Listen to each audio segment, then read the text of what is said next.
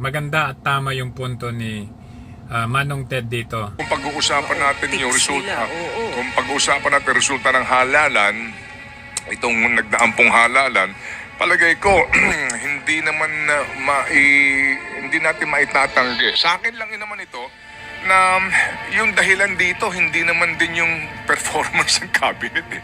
Sa akin lang naman ito. Tama. Hindi ko alam kung anong pananaw mo dyan. Hindi naman sa performance ng cabinet. Yung Pangulo mismo. Ito yung mga pangyayaring politikal bago maghalalan. Ito lang ang sa akin. Hindi ito mismo doon sa impeachment lang eh. Kung yung sinasabi ni Toby Chanco.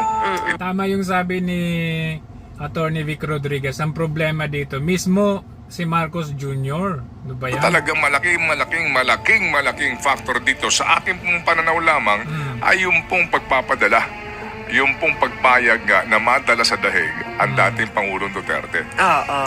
Kung tatanggapin nila yung ganun pong kaisipan, kung hindi naman, wapakels ako. Okay na naman sa akin yun.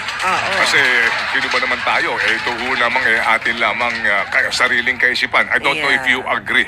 Oo. Hindi, may punto Do you yung... agree? Oh, yes, Manong talaga? Ted. Thank you, kasi, ha? hindi. Hindi kasi Salamat, Maricel, pag inisip mo yung naratibo ng Malacanang kahapon na sinasabi nga nila na ang isa sa nag-trigger kay PBBM na magpa-courtesy resignation dahil hindi nila na-achieve yung numero na gusto nila na ma-achieve, especially sa Senado. At ang sinasabi nga nila, palagay daw ni PBBM, kaya hindi yun na-achieve dahil hindi nararamdaman ng tao yung performance ng kanyang mga ahensya. Pero I agree na malaking bahagi din talaga dito yung aspetong political. Kasi na-timing naman, March 11, a few months before election at kasagsagan ng kampanya, yung leader ng oposisyon biglang pinayagan na pumunta sa the Netherlands. Total naman, ito ho naman po kaisipan lamang. If you disagree, spin a win. Kumbaga, sabi nga ni, sino ba? Jiang Yang, direct spin a win, no? Kanya-kanya ho naman po tayo dito.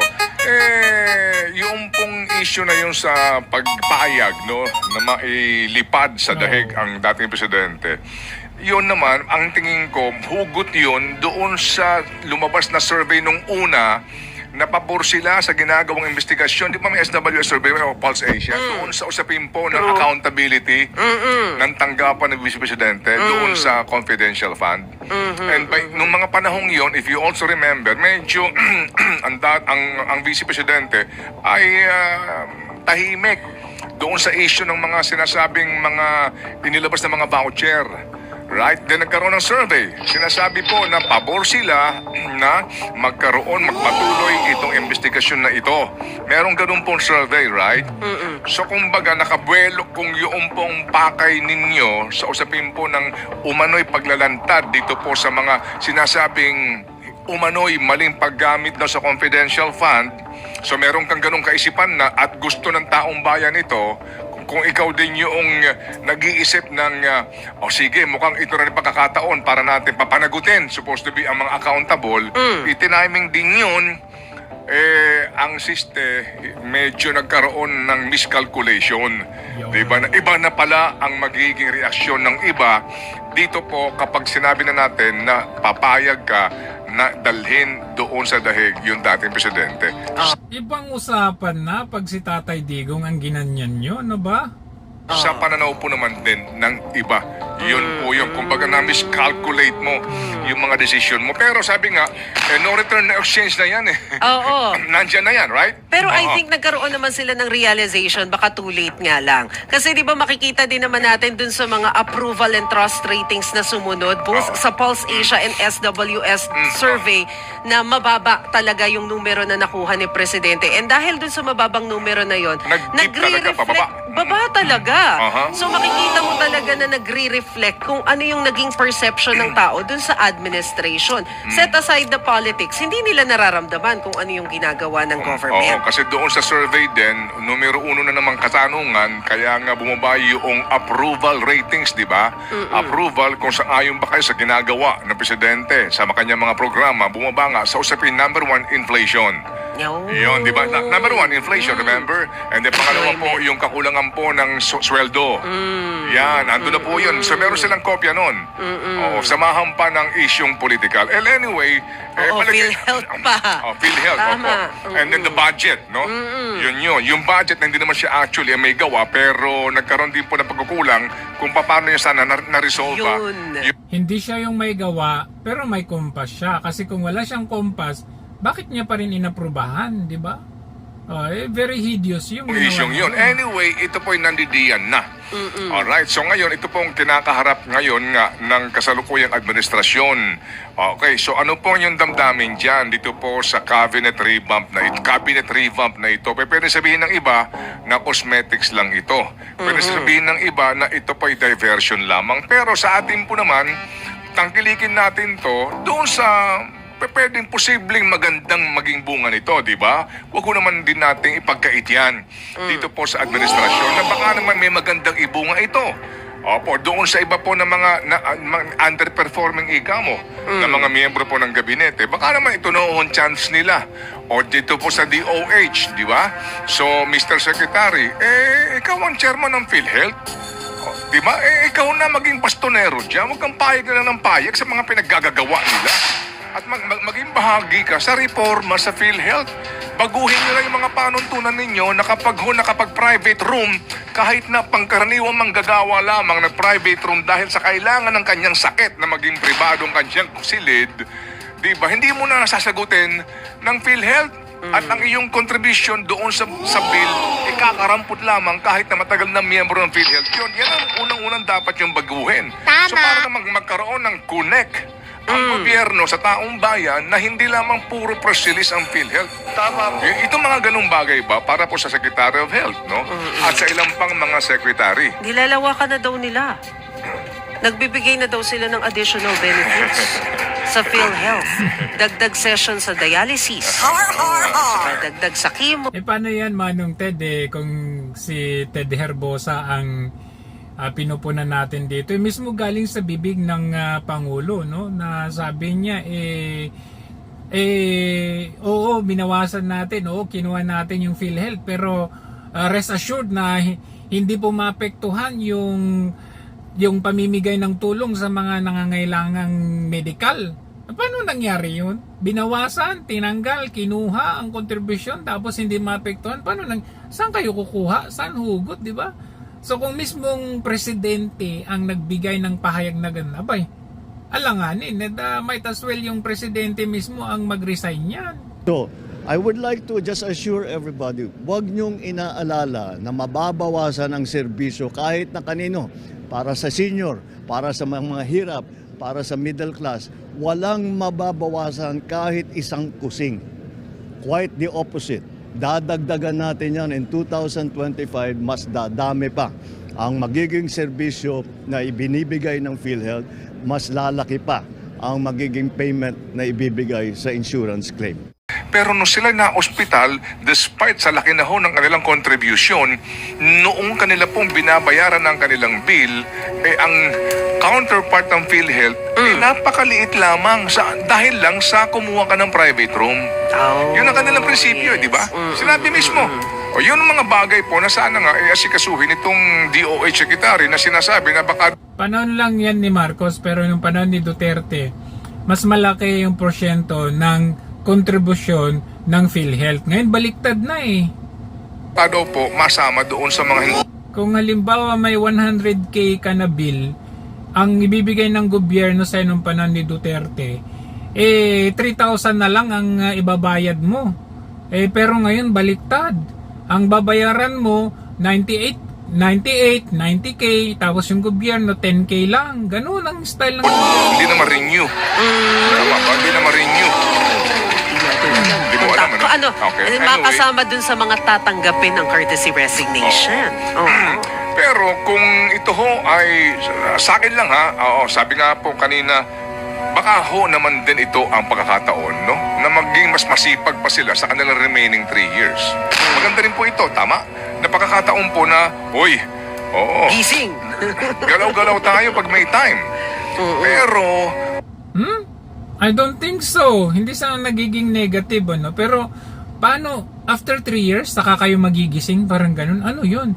Very timely kasi after election, sad-sad, bagsak sa survey, tapos biglang naisip niyong ganun?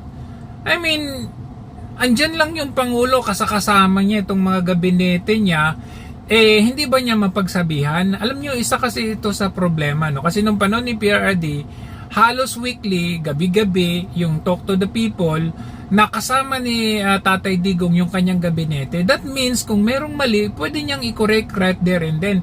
Etong nangyari kay Marcos Jr., halos bilang yung cabinet meeting Kaya hindi niya alam. Or kung alam man niya, I mean kung nangyayari man ito, baka kumpas niya talaga na ganito ang gagawin nila. Kasi yung mga nagtatrabaho ng tama, yun naman yung tinatanggal nila.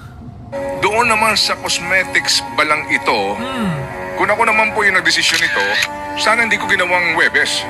Yun. Para ginawa ko Lunes. Yan ang question dito kasi pati yung timing talagang merong game plan dito Tingnan ninyo. Di makakasabay yung kailang Lunes. Ay, yung ASEAN. Yung ASEAN sa Nasa Malaysia siya sa Lunes. Oo. Naku, bibiyahin na naman. Timing na timing. Dapat yung timing. Dadaan ng weekend. Sapaw ito. Kung if you want to manage the flow of information, the flow of narrative, sa isang particular po mga kapatid, na issue na gusto mong mangibabaw sa kaisipan ng lahat, pati po sa mga sa mga eksperto sa ganito pong mga usapin, timing din ng araw. Parang kung merong isang controversial na desisyon o mga sabihin na po natin na mga bagay-bagay na maaaring magbigay ng reaksyon ng marami, yung akwital ng mga alam mo na ng mga ganon. Biyernes. Para Kung meron silang ipapasabina, isa-serve na warrant Friday. dadaan yung weekend. Pagka Monday, hindi na siya balita. Pagka Saturday, Sunday, Saka hindi lang yan, Manong Ted, isa pang possibility dyan, maraming pwedeng mangyari sa Saturday at Sunday. Pwede nilang ipatawag yung mga tao, kausapin, kain sila sa resto, magparty sila, kausapin, bigyan ng offer. So, in that weekend, maraming pwedeng mangyari doon. May offer ang pwedeng gapangan na pwedeng mangyari doon. ibang mga mangyayari, sapaw na siya. Oo. So, you manage the information, the narrative. Sa pagka-Monday, nalimutan na siya. Alright? Pag may ginawang kabulan, alam niyo yun, pag Monday, iba na. Ganun po yun Yung iba, ganun po ang management nila. And kapag sinimulan mo ng Lunes, di buong linggo, itong pinag-uusapan, buong linggo, ito ang laman ng balita. So kumbaga, sasakay ka doon sa wave nito pong narrative na gusto nilang manipulahin. Kung ganyan po ang kanila pong, hindi ko sinasabing ganyan sila Ganyan naman talaga. Di ba? Napaka sakto yung date, yung araw. Pero kung yan ang iyong management, kasi may mga communications expert po sa isipan ng how do you manipulate ito pong kaisipan ng mga tao. Ngayon kasi, alam niyo kung bakit? Kasi, pagkatapos po nitong May 31, Sabado, pagka Lunes, sapaw na to. Correct. Impeachment na Yun ko, sakto, ang galing. Yun nga, hindi sila pwedeng makapagsabayan ng Monday, Manong Ted.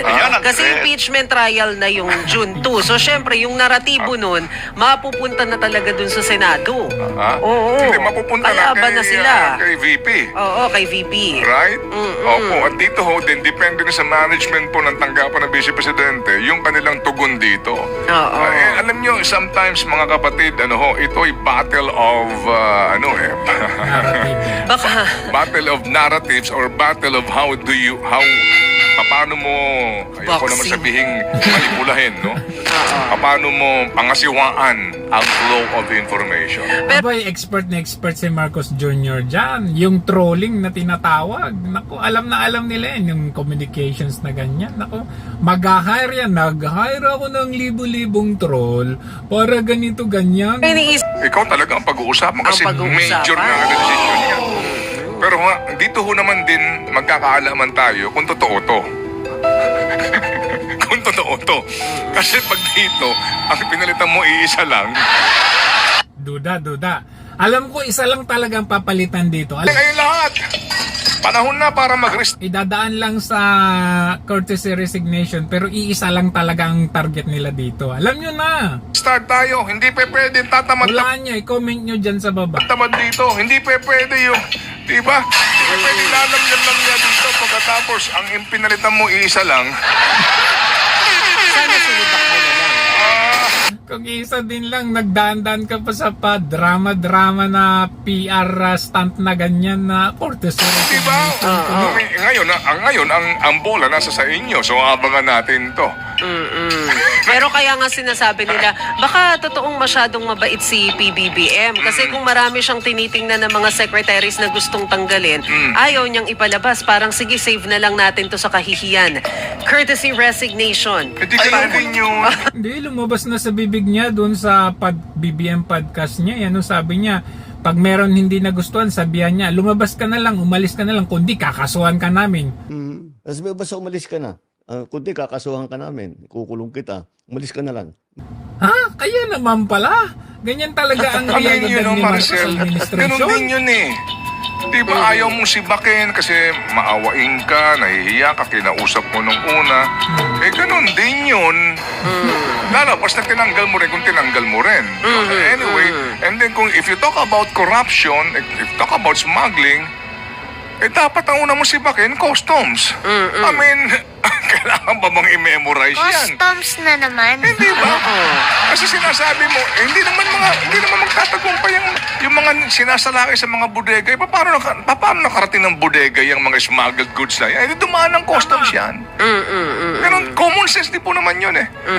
Itong ating gobyerno Walang customs ha. Hindi lang po sa customs. ditong problema sa smuggling, Ay, di magpalit ka na ng customs commissioner kung kaya mo. Hindi niya kaya eh. Tignan nyo si Michael Mga, inappoint pa nga eh.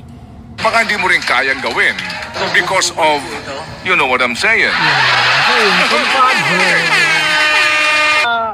Ako naman, tansya ko. Ito, si Lamas, although alam natin na sa kabilang parlor ito, pero may katotohanan yung kanyang sinasabi dito. Baka today, Ito, pangangalanan niya yung mga possibilities na lima na tatanggalin ngayong araw. Pero ako, isa lang talaga dito. may mga 5 na matsugi. Secretary of Labor ay hindi naman nagpa-perform as Secretary of Labor. Kaya galit yung mga labor group sa kanya. Public Pwede, Secretary of Labor. Kasi hindi naman natin masyadong nakikita na kakosa or kasakasama ni Marcos Jr. So, doon sa alam natin, nararamdaman natin na pwedeng tanggalin na remnants ni Tatay Digong, pwedeng magsama talaga ng iba pa si Marcos Jr. para hindi halata. Secretary, parang hindi mo nakikita, hindi mo naririnig. DPWH, si Bunuan, alam na natin si Bunuan, flood control, yung Kabagan, Santa Maria Bridge, at kung ano ng mga proyekto dyan na palpak. Ayan, pwede. Although tropa niya ito, pero pwedeng ganun para hindi mahalata yung pagtatanggal niya dun sa talagang target nila. Diba? Ano bang ginagawa ng Public Works? Maliban dun sa controversy last December na mas mataas pa ang budget niya sa DepEd na unconstitutional. Diba? Eh syempre, kasi may party doon yung boss nila, di ba? Yung DA Secretary, binabatak pababa. So nabanggit dito yung DA, si Tio Laurel, DPWH si Bunuan, at saka yung DOLE, Yung Labor. growth rate ng ating bansa. Secretary of Energy. Apat Patuloy na. yung pagtaas ng kuryente. Tayo pinakamataas dito sa region. Tapos ang kanyang excuse lang ay wala kasing subsidy.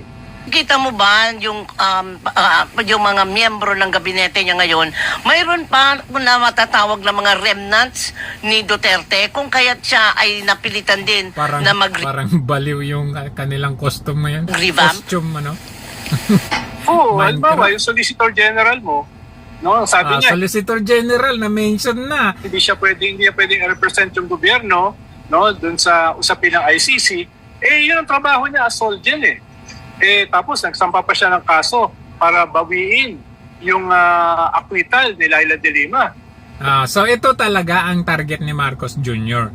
Si Guevara, Menardo Guevara, na talagang Duterte naman yan nung panahon ni Tatay Digong. No, dapat hindi yung trabaho niya eh. So, malinaw na itong Solicitor General mo, ang loyalty kay Digong, hindi kay Presidente. So, isa yung halimbawa ng mga dapat tanggalin. And other Okay. So, 5 ang na-mention dyan ni Lamas, kung matali-talino talaga ito or ginagamit ng kokote itong si Marcos Jr., magtatanggal siya or mag-accept siya ng resignation about 5. Pero kung bobo siya, isa lang talaga. Kasi kung isa lang, mahahalata siyang isa lang talagang target niya. Ito ay tanggalin si Guevara na ayaw mag-represent ng gobyerno, na ipagtanggol ang gobyerno with regard to the ICC arrest ni Tatay Digong, at yun nga, ito yung kay Dilima at even yung sa impeachment So itong 4 na ito pwede niyang tanggalin, lalo na si Bunuan na kahit tropa niya pwede niyang tanggalin kung ginagamitan niya ng kukote. Ngayon, etong nakikita ninyo ngayon si Marcos Jr. kahapon sa kanyang speech engagement doon sa 2 batas na ipinatupad, nagbiro siya dito. Dito sa biro niya na ito, it indicates, it implies, okay, as a proof, sa aking palagay, ako personally, na joke-joke lang ito, biro-biro lang yung courtesy resignation na ito, para lang magmukhang may ginagawa siya na pinapakinggan niya yung taong bayan. Pero pakinggan ninyo itong joke niya na ito. honorable members of the House of Representatives, the honorable members of the Cabinet. Teka, may laman pa ba yung kabinete ko? Who am I addressing now?